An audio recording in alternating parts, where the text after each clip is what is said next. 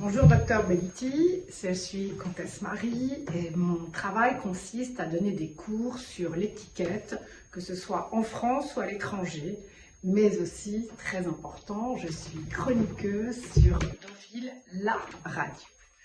Alors, je voulais commencer par vous poser une question parce que je connais votre travail, je sais que vous êtes un chirurgien absolument excellent. Mais j'ai certaines questions à vous poser au sujet de justement de l'élégance et l'esthétisme. L'esthétique, pardon.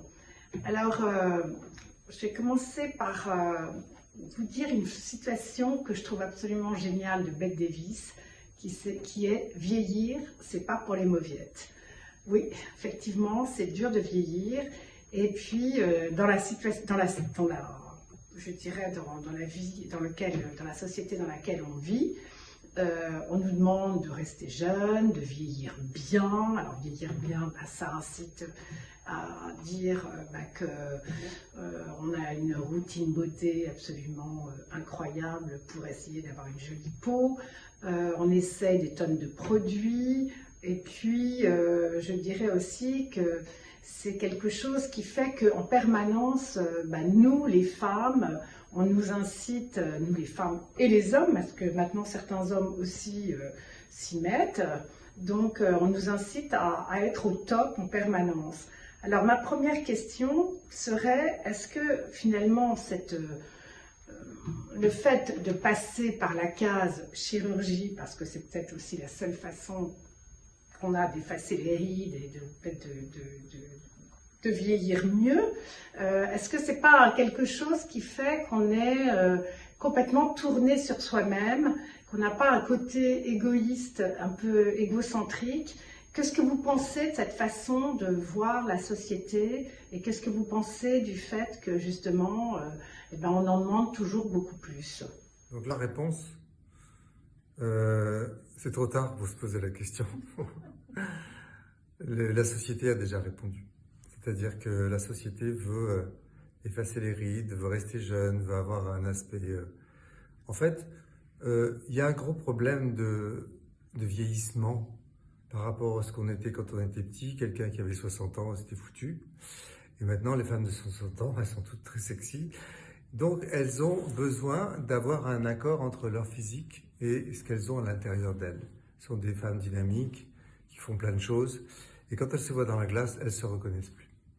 Donc, moi, je pense que ça crée une souffrance, ça crée un décalage, ça crée quelque chose de vraiment en dehors de la vanité, en dehors de vouloir absolument. Il y a des opérations qui sont extrêmement utiles pour les gens. Et je vais même aller encore plus loin. La technique que j'utilise, c'est une belle technique. Pourquoi? Parce qu'elle redonne le visage d'avant. Elle ne va pas changer le visage, elle va repositionner tout ce qui s'est déplacé.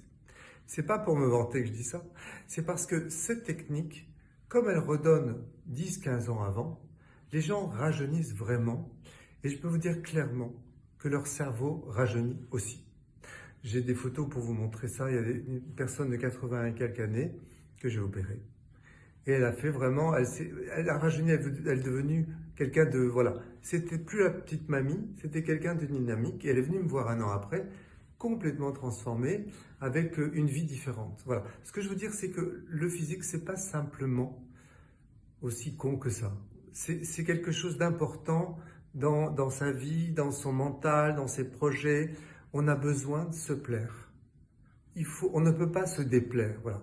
Et ceux qui se déplaisent et qui pensent que c'est une fatalité, je suis contre.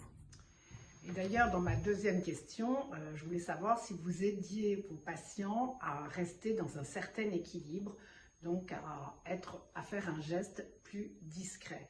Et bien expliquer les conséquences de ces gestes. Moi, c'est un petit peu justement ce que je voudrais savoir. Et comme encore une fois, j'explique que l'élégance, c'est dans la discrétion.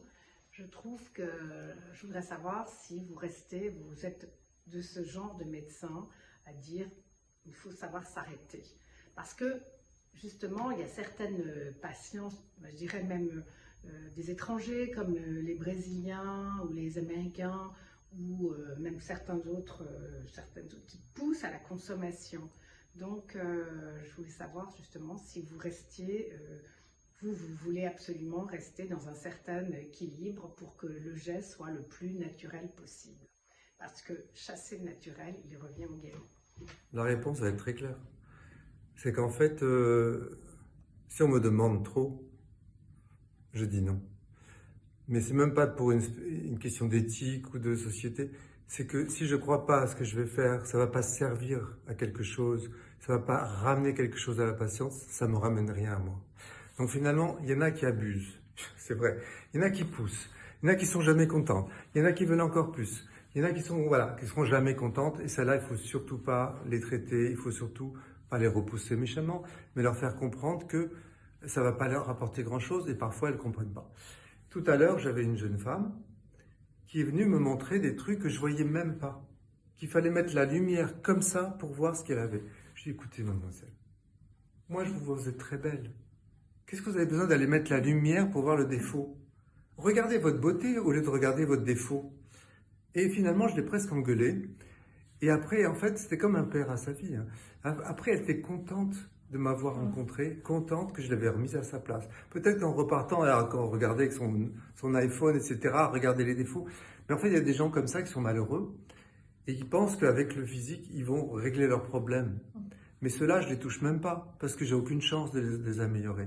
Mais quand, par contre, on va jusqu'au bout des choses, on fait plein de choses, mais que ça sert à quelque chose, que moi j'ai envie de le faire, ben, j'hésite pas, même si on peut penser que c'est trop. Mais si je sais que je vais rendre service, je le fais, c'est tout. Ma dernière question sera plutôt sur la chirurgie réparatrice. Et je voulais avoir un peu votre avis sur le fait qu'en France, il y a quand même un manque de médecins à l'hôpital, un manque d'infirmières, un manque d'argent. On en parle tous les jours dans les journaux d'actualité. Donc, je voulais savoir, vous, qu'est-ce que vous faisiez pour aider les autres? Alors, qu'est-ce que je fais pour aider les autres? Ben, déjà, je fais de mon mieux. Donc, j'essaie de faire mon travail avec conscience, avec, voilà, avec amour aussi de ce que je fais. Et j'essaie de rendre service. Voilà. Ce qui m'intéresse, c'est le sourire, c'est le résultat à l'intérieur de la personne. C'est pas la ride. Voilà. C'est le résultat du traitement. Maintenant, je fais aussi de l'humanitaire depuis 24 ans. Et j'ai monté une société, une ONG qui va opérer des enfants en Afrique qui ont des malformations, des mutilations de la face et des mutilations des membres. Et je continue ça. Je suis toujours président fondateur. Au bout de 24 ans, personne ne veut me décrocher. Voilà ce que je fais.